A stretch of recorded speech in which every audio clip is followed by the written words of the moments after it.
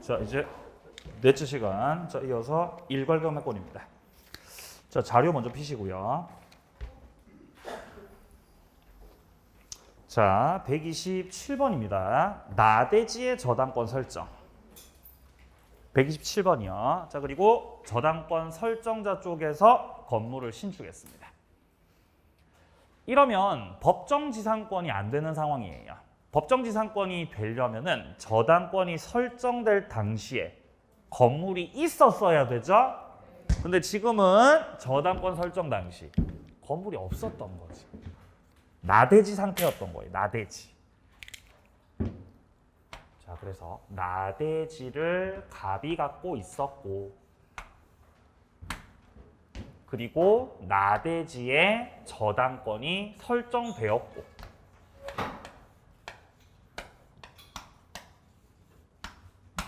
자, 저당권 설정이 먼저 됐습니다. 자, 그 이후에 저당권 설정자 갑 쪽에서 건물을 신축하였다면, 이 건물은 갑 거고, 법정지상권은 안 되는 상황에서 저당권자가 이제 경매를 신청하려고 하는데, 경매를 신청할 때 동일 소유자면은 일괄경매 신청할 수 있는 거죠. 해서 저당권자가 경매를 신청할 때 토지뿐만 아니라 건물에 대해서도 일괄해서 경매 신청을 할 수 있는 권리가 있는 거죠. 일괄경매권입니다.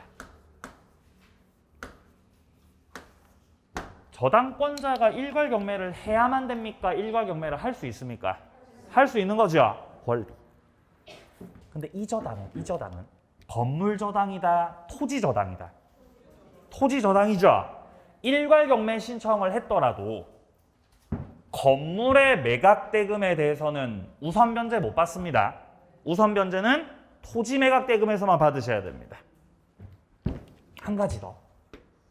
나대지를 갑이 소유하고 있다가 역시 나대지의 저당권이 설정되었습니다.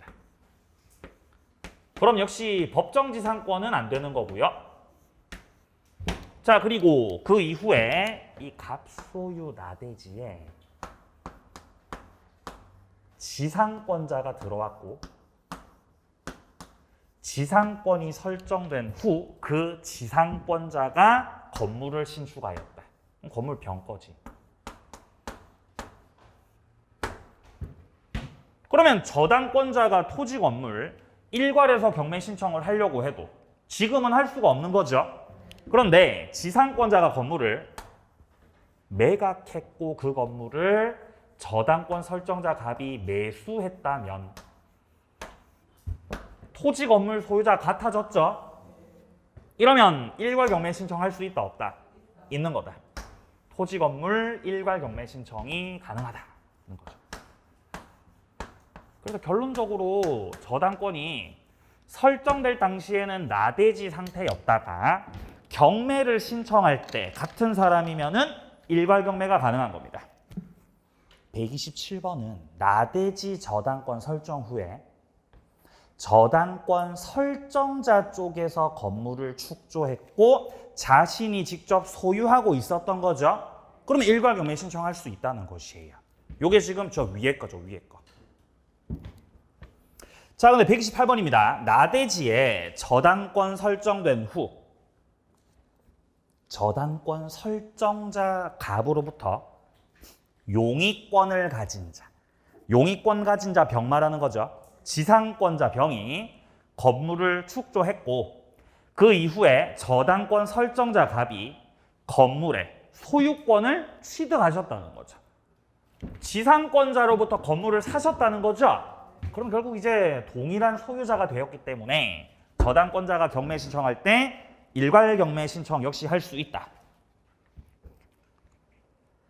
자, 129번 내려갑니다. 피담보 채권이 소멸한 후입니다. 저당권 말소 등기가 되기 전에 채권에 대해서 압류나 전부 명령을 받아서 저당권 이전 등기를 격려하였습니다. 자, 갑이 부동산을 소유하고 있었고요. 그리고 갑소유 부동산에 대해서 을이 저당권을 가지고 있었습니다.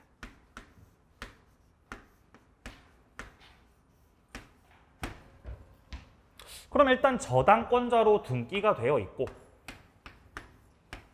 저당권이 기본적으로 성립하기 위해서는 피담보 채권을 가지고 있어야 돼요.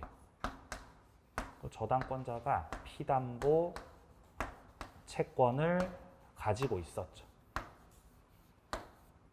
가지고 있었다. 자, 근데 그 이후에 갑이요. 저당권자에게 변제를 하면 돈 다 갚으면은 을이 가지고 있던 피담보 채권이 없어지는 거니까 말소 등기를 하지 않더라도 을의 저당권은 어떻게 되죠? 소멸이죠. 근데 아직 등기부상으로는 저당권을 지우지 않았던 거예요. 등기부를 열람해 봤을 때는 을명의 저당권이 남아있겠죠? 남아있겠죠. 근데 실제로 저당권이 있는 거 없는 거? 없는 거지. 그럼 저당권 등기가 유효다 무효다 이거? 유효 무효? 무효지 무효. 지워야 되는 거죠. 지워야 돼. 근데 을한테 받을 돈이 있었던 병이 있었던 거예요. 채권자였어요. 돈 안 갚냐? 병이? 너 돈 안 갚을 거야? 근데 을의 재산 조회를 해보니까 을 명의로 된 저당권 등기를 발견한 거죠. 야, 네가 채권이 있었구나. 그럼 병의 입장에서는 저 저당권 등기가 무효라고 생각해요? 유효라고 생각해요?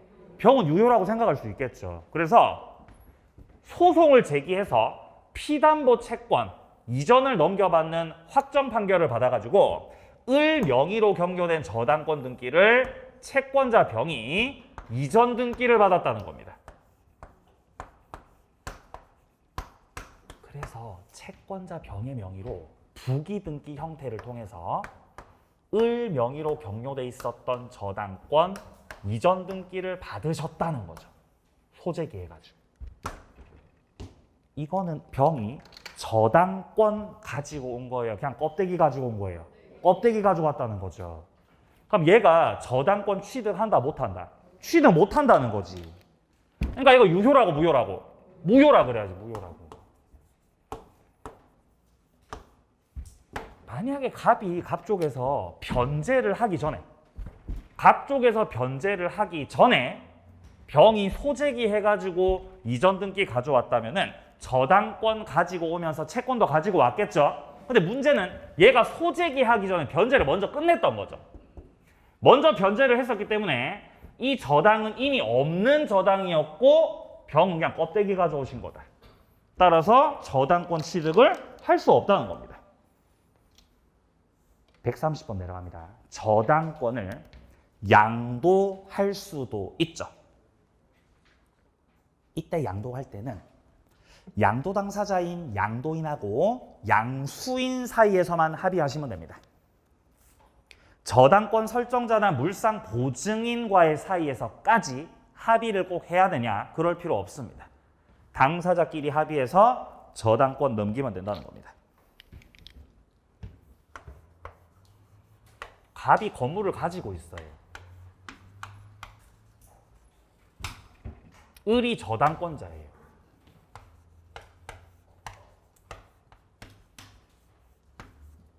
갑한테 5억 빌려줬어. 5억. 피담보 채권 5억이죠.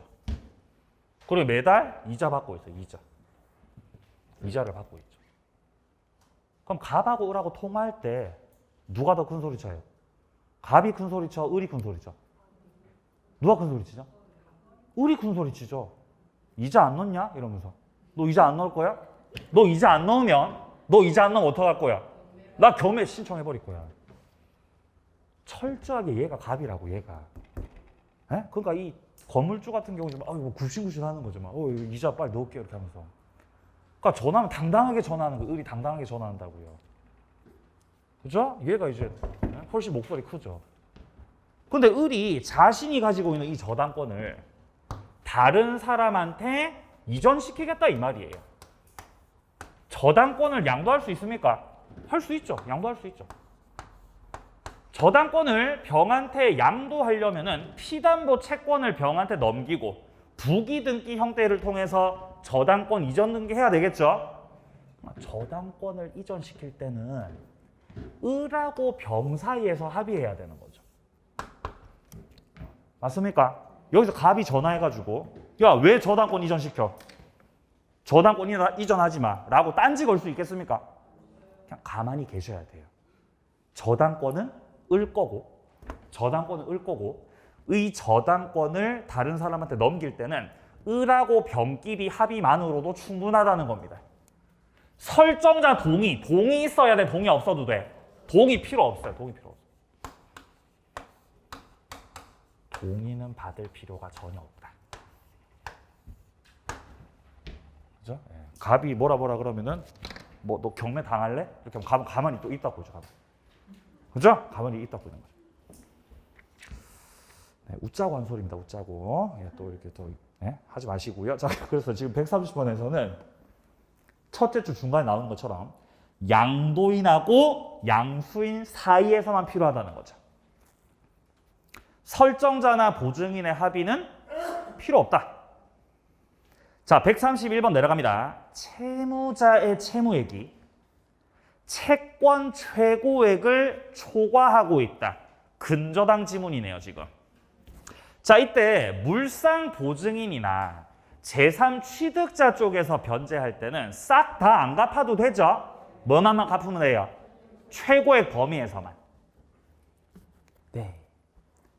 자, 132번이요. 근저당의 피담보 채권이 확정된 이후에는 그 채권 확정 이후에 새롭게 거래를 해서 발생하게 된 원금 채권은 더 이상 확정된 근저당에 의해서 담보가 돼, 안 돼? 안 됩니다. 확정되고 나면은 이제 보통의 저당권하고 똑같아지기 때문에 채권이 더 이상 추가될 수가 없다는 것이에요. 이 132번 이거 잘 이해하셔야 됩니다, 이거. 자, 가령 갑소유 건물에 대해서 을이 근저당권자고 근저당권자가 채무자하고 뭔가 거래를 했겠죠. 거래를 할 당시에 소비대차 계약을 통해서 갑한테 1억을 빌려줬습니다. 1억을 빌려주면서 근저당 채권 최고액을 1억 3천만 원으로 등기를 해놨습니다. 최고액을 이렇게 더 높게 기재하는 이유는 이 안에 이자까지 다 포함되어 있기 때문이죠.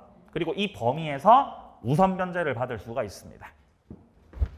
자, 갑 쪽에서 변제를 하지 않아서 이자가 좀 붙어가지고 을이 가졌던 그 채권액이 1억 1천만 원 정도가 됐을 때 이자 붙어가지고 1억 1천만 원이 되었을 때 을이 그 이후에 못 참고 너 돈 안 갚으니까 나 경매 신청할게. 을이 경매를 신청하게 되면 경매 신청하면서 이때 채권액으로 확정이 되는 거죠. 확정. 이제는 보통의 저당하고 똑같아지는 거라고요. 그러면 최고액 범위 안쪽이니까 경락대금에서 을은 1억 1천만 원을 우선 변제 받아갈 수 있는 거죠. 근데 경매가 진행 중인데 갑이 다시 찾아와서 을한테 무릎 꿇고 돈 조금만 더 빌려달라고 하는 거예요. 선생님 제발요. 저한테 지금 2천만 원만 빌려주시면은 2천만 더 빌려주시면은 제가 이 상황을 확실하게 해결할 수 있습니다. 라고 하는 거죠. 그럼 빌려줘요? 안 빌려줘요? 안 빌려주죠. 뭐 머리 총 맞았습니까? 절대 빌려주면 안 되죠. 근데 만약에 빌려줬다고 가정해봐요. 이미 경매 신청으로 채권은 확정이 됐는데 그 이후에 또 다른 거래를 해가지고 돈을 빌려줬다고 가정해봐요. 그러면 원금이 또 2천이 불어나는 거죠. 근데 그렇다고 해서 이 돈은 이미 확정돼버린 근저당에 의해서는 담보가 된다, 안 된다? 담보가 안 된다 이 말이에요. 이미 1억 1천만 원으로 확정이 된 거죠. 확정된 후 새로운 거래를 했더라. 새로운 거래를 통한 그 채권은 더 이상 근저당에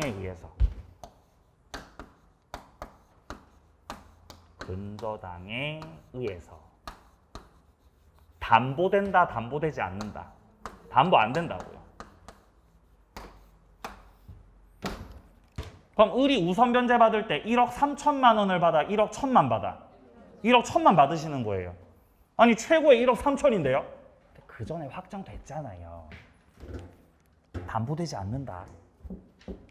그때 주의하실 점은 채권액이 지금은 1억 1천만 원이지만 경매가 신청되고 낙찰되기까지 시간 좀 걸리죠. 예를 들어 1년 걸렸어. 1년 시간 걸립니다. 그럼 그 동안에 원금에 대해서 이자 붙을 거 아니에요. 이자는 1억 3천만 원 안짝에서 담보가 돼, 안 돼? 담보가 됩니다. 이자는 이미 확정됐던 원금에 대한 이자는 근저당에 의해서 담보가 돼, 안 돼? 된다고 이게 된다. 그러니까 채권 확정 후 새롭게 발생한 원금은 근저당에 의해 담보될 수가 없는 거지만 이미 확정돼 있었던 그 원금에 대한 그 이자는 담보가 된다는 거예요. 그러면 경매 신청하고 뭐 한 1년 걸리고 2년 걸리고 했을 때 그동안의 이자를 다 받을 수 있습니까? 받을 수 있어요. 받습니다. 물론 채권 최고의 안짝이겠죠. 그러니까 경매 신청할 때는 경매가 1년 걸릴 것이다. 그럼 1년 동안에 내가 받을 이자가 얼마니까 미리 지금 경매 신청해야 되겠다. 그거 다 계산을 해놔야 되는 거예요. 아시겠어요? 그 계산 잘못하면 돈 못 받는 거지. 계산 잘 하셔야 돼요. 그죠? 채무자들이 살기 좋은 나라이기 때문에 우리나라가. 자, 이제 문제 보겠습니다. 자, 문제집 280페이지. 자, 44번으로 갑니다. 44번. 자, 채무자 을은 자기 소유 나대지에 갑을 위해서 저당권 설정했고요. 그 후에 건물 신축에서 등기까지 마쳤습니다.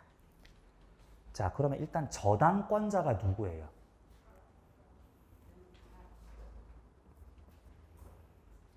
채무자 을은 자기 나대지에 갑을 위해서 저당권 설정해줬다. 갑한테 저당권 설정해줬다는 거죠? 갑이 저당권자예요. 을이 토지 소유자, 채무자죠. 자, 지금 현재 나대지에 저당권 설정됐고 건물 신축이 된 상황이기 때문에 일괄 경매를 따져봐야 되는 문제라는 거죠.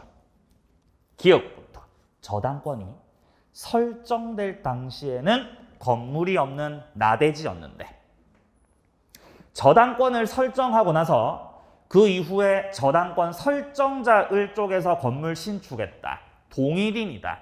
그러면 일괄 경매 가능합니까? 예, 가능한 거죠. 자, 니은 갑은 일괄 경매를 할 수도 있고 토지만 경매 신청할 수도 있고 그건 자기 선택입니다. 자, 디귿 갑이 토지 건물을 일괄 경매한 경우에 갑의 우선 변제권은 건물 경매 대가에 대해서는 인정되지 않는다. 토지 저당이기 때문이죠. 리을 경매 전 을이 건물을 제3자에게 양도해버리면은 건물주가 제3자로 바뀌었으니까 경매 신청 시 동일 소유자가 아니게 되죠. 그럼 일괄 경매를 할 수가 없다. 리을은 틀렸죠. 자, 미음 토지만 경매 실행해서 토지 소유자 건물주가 달라지면은 토지 경락인은 건물 소유자 갑에게 법정 지상권 설정한 것으로 본다. 그거는 아니죠. 법정 지상권이 되려면은 저당권이 설정될 당시에 건물이 있었어야 되는 거죠. 근데 아예 나대지 상태였기 때문에 법정 지상권은 따질 가치가 없죠, 지금. 자, 틀린 거는 리을 미음. 정답은 5번이요. 뒤로요. 46번 문제. 46번. 갑은 을 소유 X 토지에 저당권 취득했다. X 토지 Y 건물이 존재할 때 갑이 X 토지 Y 건물 일괄 경매 청구할 수 있는 경우를 모두 골라라. 그럼 누가 저당권자예요? 갑은 토지의 저당권을 취득했다. 그죠? 갑이 저당권자죠, 지금. 을이 토지 소유자. 기억, 갑이 저당권을 취득하기 전에 이미 건물이 존재하고 있었죠. 이러면 법정지상권을 따져봐야죠. 일괄경매권은 절대 안 됩니다, 기억은. 자, 니은 갑이 저당권을 취득하고 나서 을이 건물 축조해서 소유하고 있다. 그러면 토지 소유자 을, 건물주도 을, 일괄경매 신청이 가능한 거죠. 자, 디귿. 갑이 저당권 취득한 후 병이 지상권자가 됐고 지상권자가 건물 축조했죠. 근데 그 건물을 을이 또 매수한 거죠. 그럼 또 동일 소유자 된 거죠. 일괄경매 되는 거죠. 되는 거는 니은하고 디귿입니다. 정답 4번. 자, 내려갑니다. 47번. 제3취득자 문제입니다. 옳지 못한 거. 자, 기억입니다. 저당물의 소유권 취득한 제3자네요. 제3취득자는 총 3사람이었죠. 저당권 설정 이후 지상권자, 전세권자, 소유자입니다. 지금 기억은 소유자죠. 얘도 제3취득자 맞습니다. 경매 절차에서 매수인 될 수 있다. 경매인이 될 수 있다는 거죠. 맞는 말이고요. 자, 니은 저당부동산의 후순위 전세권자, 지상권자입니다. 얘 아주 전형적인 제3취득자들. 담보된 채권만을 변제하고 저당권 소멸 청구할 수 있죠. 변제권. 자, 디귿 같은 경우는 제3취득자가 필요비나 유익비를 지출했을 때 저당권자보다 후순위로 배당받는다라고 돼 있죠. 후순위입니까? 아니요. 최선순위입니다. 최선순위. 제일 먼저 받아요. 심지어 소액 임차인보다도 먼저 받습니다. 겁나 빨리 받아요. 후순위 땡, 후순위 땡. 자, 리을입니다. 물상 보증인이 필요비를 지출했을 때는 우선 상환을 받을 수가 없다. 물상 보증인은 제3취득자가 아닌 거죠. 그러니까 우선 상환을 못 받는다는 겁니다. 자, 미음. 저당물의 후순위 저당권자는 제3취득자에 해당하지 않죠. 제3취득자에 해당하시는 분들은 지상권자, 전세권자, 소유자이기 때문에 저당권자 해당 사항 없습니다. 미음은 틀렸고요. 자, 틀린 거는 디귿과 미음이네요. 정답은 3번. 자, 이제 뒤로 넘기세요. 자, 50번 문제 보겠습니다. 50번. 저당권의 처분과 소멸 설명으로 맞는 것은? 자, 1번. 저당권은 담보한 채권과 분리해서 양도할 수 있다. 채권하고 저당권하고 분리가 되나요? 분리가 안 돼요. 왜 분리가 안 되죠? 부종성. 부종성. 뭐가 주에 해당돼요? 채권이 주에 해당되죠. 맞나요? 저당권이 종이고요. 맞잖아요. 그죠? 예. 자, 2번이요. 저당권을 양도할 때 당사자끼리만 합의하면 된다 그랬죠? 물상 보증인이나 채무자 동의받아야 된다. 아니요. 동의받을 필요 없습니다. 자, 3번입니다. 채권이 소멸하고 나서 저당권에 대한 말소 등기가 되기 전에 채권을 압류, 전부 명령을 받아서 양수인 앞으로 저당권 이전 등기 받았습니다. 자, 저당권자의 저당권을 이전 등기 받기는 했는데 지금 채권이 소멸하기 전이었어요, 후였어요? 채권 소멸 후죠? 그러니까 을이 갖고 있었던 채권이 먼저 소멸되고 나서 그 이후에 저당권 이전 등기를 받으셨기 때문에 또 껍데기만 가져온 거죠. 저당권 취득해요, 못해요? 취득 못해. 저당권을 유효하게 취득할 수 없다. 3번 정답. 자, 4번입니다. 저당권으로 담보한 채권이 소멸해도 저당권은 소멸하지 않는다라고 돼 있는데 채권이 소멸하면 저당권은 당연히 소멸하는 거지. 이런 걸 뭐라 그러죠? 부종성. 5번 저당권은 채무를 변제해도 말소등기 해야 소멸한다. 말소등기 해야 돼요? 안 해도 되죠. 이런 걸 뭐라 그러죠? 부종성. 에? 할렐루야. 지금 1번, 4번, 5번은 전부 다 지금 부종성 말하는 거죠. 채권이 주기 때문에. 채권이 주에 해당되기 때문에 채권과 분리해서 저당권 이전, 양도할 수 없고 주에 해당되는 채권이 없어져 버리면은 저당권도 어떻게 되고 말소등기 없이 없어져 버리고 부종성 맥락이죠. 자, 정답은 3번이었습니다. 저 이제 그 뒤에 나오는 것들은 같은 내용들 다 반복되니까 좀 스스로 보시고요.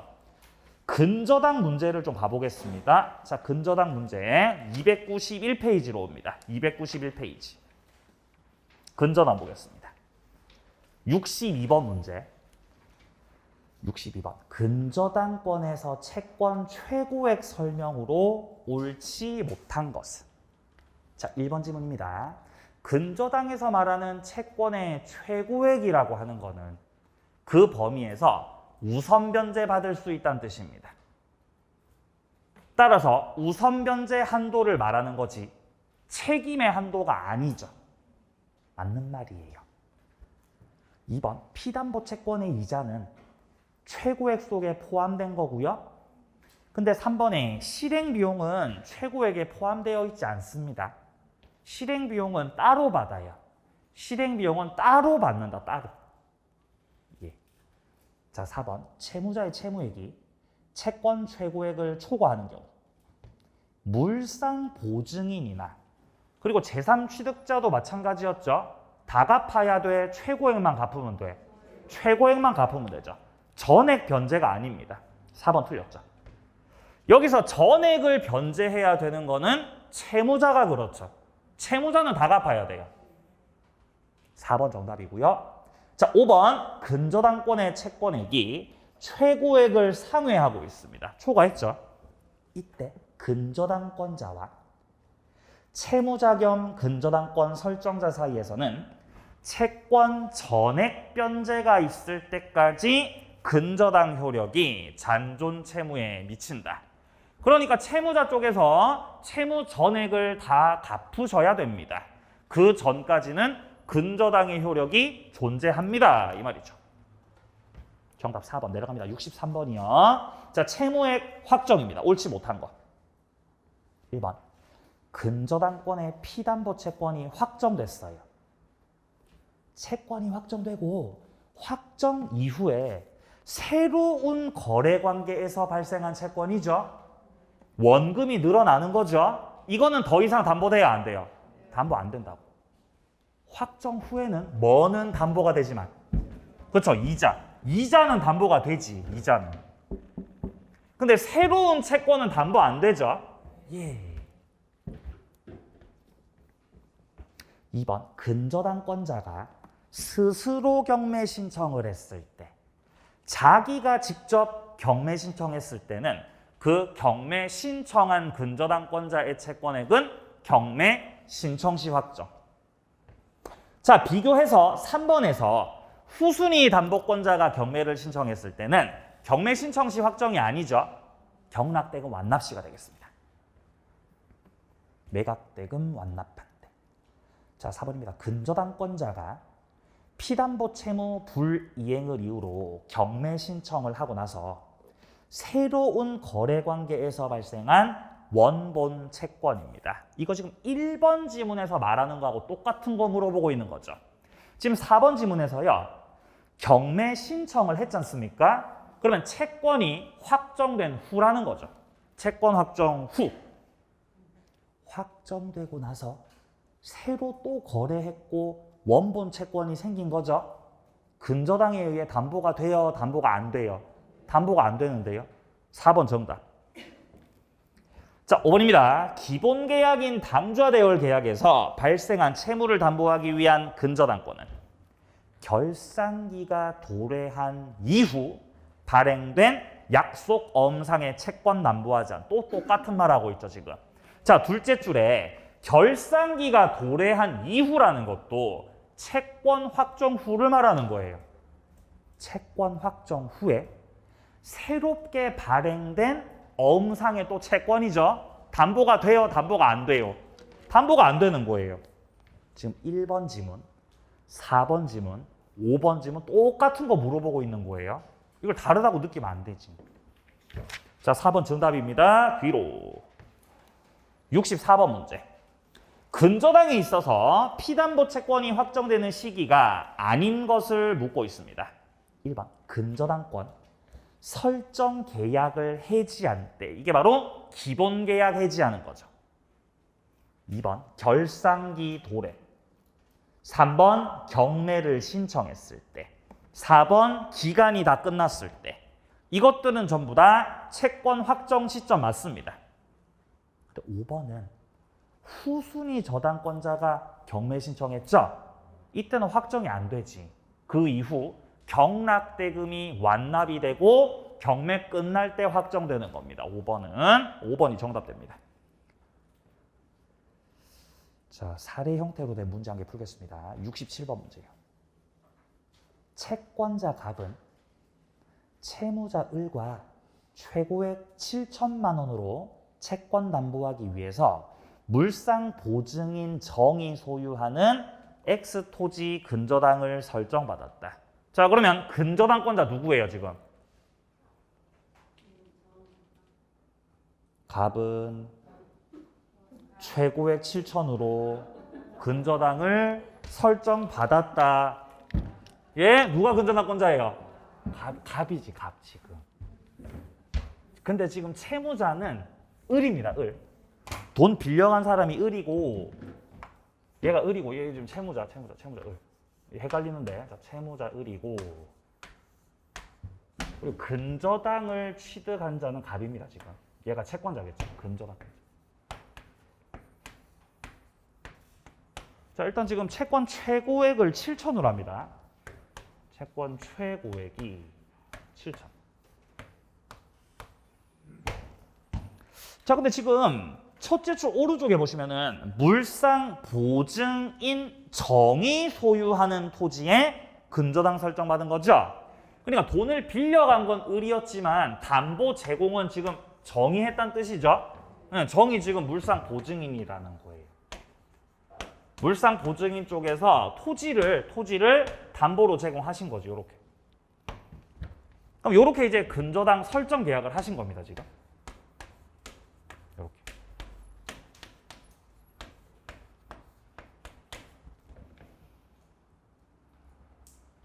채권 총액은 결상기에 1억 2천만 원으로 확정됐다. 받을 돈은 얼마라고 지금? 1억 2천. 자, 갑이 받을 돈은 뭐 1억 2천이지만 등기부상 등기된 최고액이 7천만 원이기 때문에 목적물이 경매가 됐을 때 갑이 우선 변제 받을 범위는 7천만 원입니다. 현재. 자, 틀린 것은 1번. 채무자 을이 근저당 말소를 위해 변제할 범위는 1억 2천만 원이다. 채무자가 돈 갚고 근저당 소멸 청구할 때는 다 갚아야 되는 거죠. 1억 2천이죠. 자, 2번입니다. X 토지의 소유권을 매매로 취득한 병입니다. 제3취득자죠. 근저당권 설정되고 나서 그 부동산을 매수한 사람이죠. 제3취득자. 제3취득자가 근저당 말소를 위해 변제할 범위는 최고액 한도죠. 7천만 변제하시면 된다는 거죠. 그리고 3번의 물상보증인도 마찬가지입니다. 물상보증인도 7천만 원만 변제하시면 되죠. 4번입니다. 근저당권자 갑보다 후순위 저당권자 A가 존재하고 있습니다. 후순위 저당권자는 제3취득자다, 제3취득자가 아니다. 제3취득자 아니죠. 7천만 원만 변제하고 소멸 청구하는 거 그거 안 됩니다. 이거는 제3취득자나 물상보증인이 하는 거지 후순위 저당권자가 할 수 있는 영역이 아니에요. 5번 제3취득자는 채무자가 채무 일부를 변제해서 채권이 일부 소멸된 경우라면 잔존 채권이 최고액을 초과하는 한 자신의 책임이 변제로 감축된다고 주장할 수 있다. 보증인으로부터 근저당 설정 이후에 부동산을 매수한 자, 병. 매수했으니까 얘는 제3취득자입니다, 지금.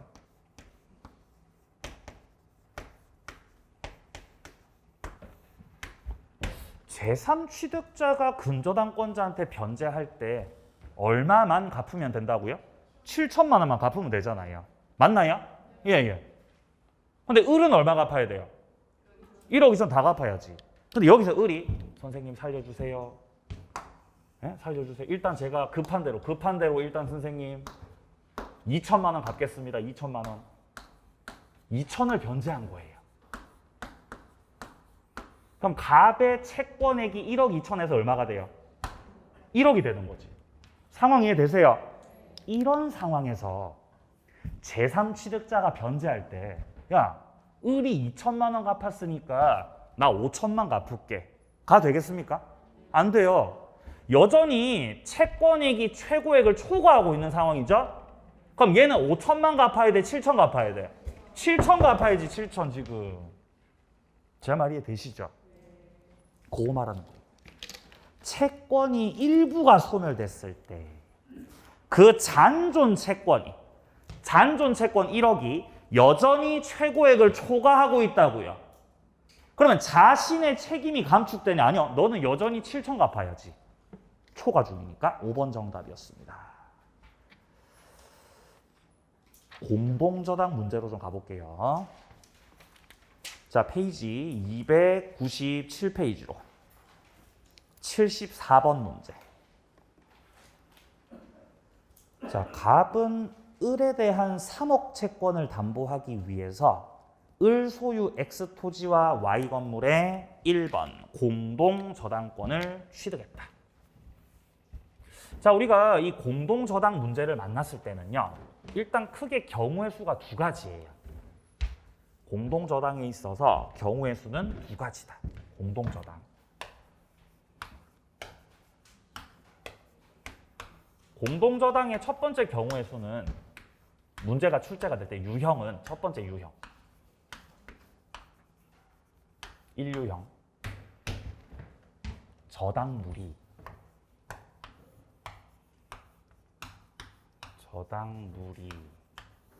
모두 채 무자 소유. 이게 첫 번째 유형이에요. 이런 유형으로 출제가 될 때는 일단 원칙상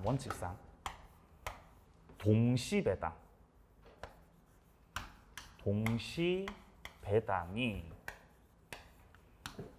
원칙이다를 기억합니다. 그래서 열심히 산수하셔야 돼요. 산수를 해야 됩니다. 산수. 수학이라고 하지 마세요. 산수. 자, 그리고 두 번째 유형. 2번 유형. 2번 유형은 뭐겠어? 뻔하지. 저당물이 모두 채무자 소유가 아니겠죠? 자, 저당물의 일부가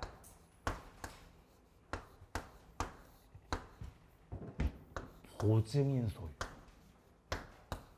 이게 유형 두 번째입니다.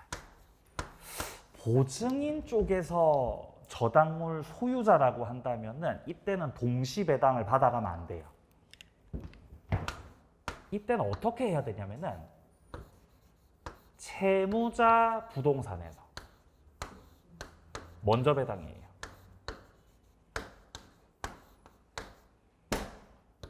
이걸 기억해야 됩니다.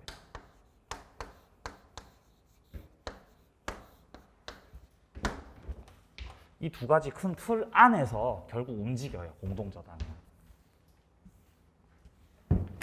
조금 더 세부적인 내용들은 문제 풀면서 말씀드릴 건데 일단 지금 74번 문제를 봤을 때는 자, 지금 현재 일단 갑이 채권 담보를 위해서 을이 소유하고 있는 X 토지, Y 건물에 각각 공동저당권 취득했다라고 나와 있죠. 그러니까 지금은 채무자밖에 없는 문제예요. 이 문제는. X 토지 Y 건물을 누가 다 소유하고 있어요? 을이 다 소유하고 있잖아요. 보증이 나와 안 나와? 안 나오지. 그럼 74번은 아 이거는 산수 문제구나 를 어느 정도 잡고 가셔야 되는 거예요. 자, 병은 X 토지 피담보 채권 2억 4천 2번 저당, 정은 Y 건물 피담보 채권 1억 6천 2번 저당 취득, X, Y 건물 모두 경매. X 경매 대가 4억, Y 건물 경매 대가 2억, 동시 배당, 정이 건물 경매 대가에서 배당받는 게 얼마냐? 자, 일단 X 부동산하고 Y 부동산하고 지금 공동 저당이죠. X 부동산하고 Y 부동산을 누가 저당 잡고 있어요? 공동 저당을. 갑이 잡고 있잖아, 갑이. 공동 저당.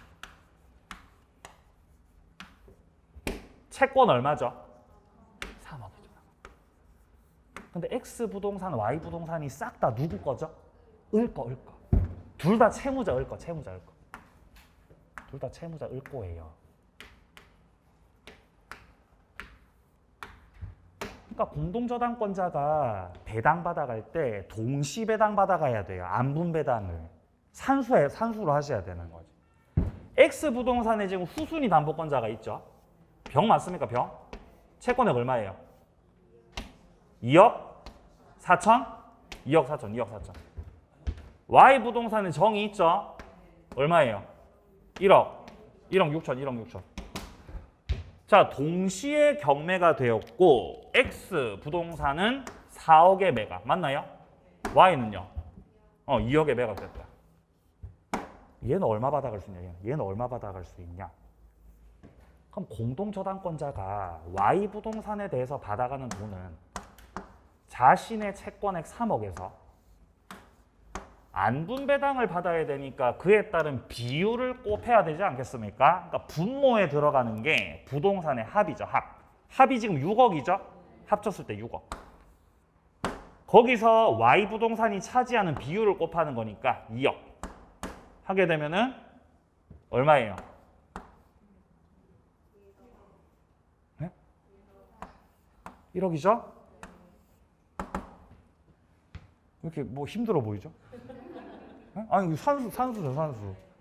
그럼 갑이 여기서 1억을 받아가. 1억을 여기서. 그럼 1억 남죠? 얘는 얼마 받아가요? 1억 받는 거지. 맞나요? 아니 맞잖아요. 예? Y가 2억에 팔렸다고. 2억에. 이게 2억에 팔렸다고 매각이. 근데 갑이 얼마 가져갔어? 아니 1억 가져갔다고 1억을. 그럼 얼마 나왔어요? 그럼 1억 남았지. 맞나요? 얘는 1억 6천을 받아야 되는데 1억밖에 안 남았으니까 얼마밖에 못 받아? 1억밖에 못 받는 거지. 공동저당은 포기한다. 에? 그런 표정들이시네요. 공동저당은 포기할 거다. 안 할 건데 이런 표정들이시네요. 자, 정답은 4번입니다. 맞아, 포기할 거예요. 괜찮아요. 그것도 전략이 될 수 있어요. 포기하는 것도. 네, 두 문제만 더 풀게요. 자, 뒤로요. 자, 75번 문제. 자, 갑이 5천만 원 채권 담보를 위해서 채무자 을 소유 X 부동산 그리고 물상 보증이 나왔죠. 자, 이렇게 물상 보증인이 나왔을 때는 이거 동시 배당이 아니라 채무자 부동산에서 먼저 받아야 된다 이러면 동시 배당하면 안 돼요. 원칙은 그렇습니다. 원칙은. 자, 각각 1번 저당권을 취득했고 후에 정이 4천만 원 채권으로 X 부동산 그리고 무가 3천만 원으로 Y 부동산의 2번 저당권을 취득했습니다. 자, 갑이 X 부동산, Y 부동산 담보권 실행 경매를 신청해서 X 부동산 6천, Y 부동산 4천 매각됐고 동시에 배당을 받습니다. 이자 경비 비용을 고려하지 않을 때 갑이 Y 부동산 매각 대금에서 배당받을 수 있는 금액입니다. 이건 계산하면 안 돼요. 계산하면 망해요. 계산하면 시간도 베리고 문제도 틀려요. 지금 보시면은 현재 공동담보 잡고 있는 거는 X 부동산하고 Y 부동산이죠. 근데 X 부동산은 지금 을이 소유하고 있다 그랬죠? 채무자 을 소유. 요거는 을 거. 근데 Y 부동산은 누구 거? 병 거, 병 거. 병은 물상 보증인이라는 거지. 여기서 X 부동산하고 Y 부동산을 갑이 공동담보 잡고 있고 공동저당. 공동저당권자가 받을 돈은 현재 5천만 원. 5천만 원 받아야 되고요. X 부동산의 후순위 담보권자가 있죠. 정은 얼마 받아야 돼요? 6천. 4천인가요? 죄송합니다. 4천. Y 부동산에는 무가 있죠. 얼마 받아야 돼요? 3천이에요. 3천. 경매가 됐고 매각됐을 때 X 부동산 6천에 매각. Y 부동산 4천에 매각이죠. 여기서 계산하면 망하신다고요. 여기서 X 그리고 Y가 동시에 매각이 됐을 때는 우리 공동저당권자께서 어디서 먼저 받아야 돼? 여기서 먼저 받아야 되지. 여기서. 채무자 거에서 먼저 받는 거예요. 그걸로 충분한 거죠. 그러니까 X 부동산에서 5천만 원 빼가고 Y 부동산은요. 하나도 안 빼가는 거죠. 그거 물어보는 문제였던 거죠. 갑이 Y 부동산 매각 대금에서 배당받는 금액이 얼마냐? 빵원이라는 거예요. 어디서 다 받아가니까? 여기서 다 받아간다. 여기서. 그러니까 목적물 일부가 물상 보증인이 소유하고 있으면은 산수 문제 아닙니다. 채무자 부동산에서 먼저 받는 거다를 기억하셔야 돼요. 77번 문제. 이게 겁나 어려웠어요. 갑은 을에게 9천만 원을 대출해주고 을 소유 X 토지 그리고 Y 토지에 대해서 채권 최고액 1억 1천만 원으로 하는 1순위 공동 근저당을 치르겠다. 이게 충격이었어요. 아니 공동 근저당? 근저당이랑 공동저당 합친 거지. 이때 깜짝 놀랐어. 공동 근저당? 깜짝 놀래버린 거지. 근데 지금 보증이 나왔어요, 안 나왔어요? 보증이 안 나왔습니다. 지금 보증이는 나오지 않았고 지금 X 부동산하고 Y 부동산을 갑이 저당을 잡는데 그냥 공동저당이 아니고 공동근저당이라고. 공동근저당. 예, 요 상태입니다. 지금 채권액이 얼마예요? 채권액 얼마 빌려줬죠? 9천. 채권 9천입니다. 지금. 그리고 채권 최고액은 1억 1천만 원이라고 돼 있죠? 채권 최고액은 1억 1천만 원. 1억 1천. 요 상태. 그죠? 예. X 토지 2번 저당권자 병이 경매 신청을 했네요. 자, X 토지의 2번 저당권자 병이 경매 신청을 하셨어. 얘가 경매 신청한 거지. 그래가지고 7천만 원을 우선 변제 받으셨다는 겁니다.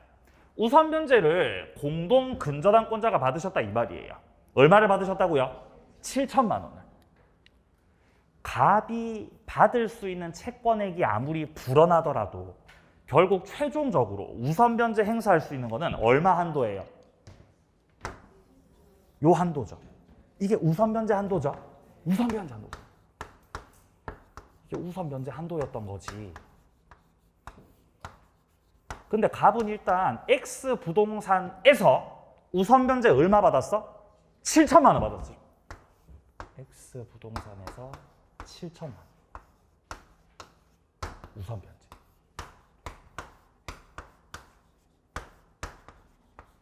여기서 7천만 원 우선 변제 받았으니까 채권액이 나중에 불어나더라도 이제 우선 변제 받을 수 있는 한도가 얼마로 줄었어요? 4천인 거지.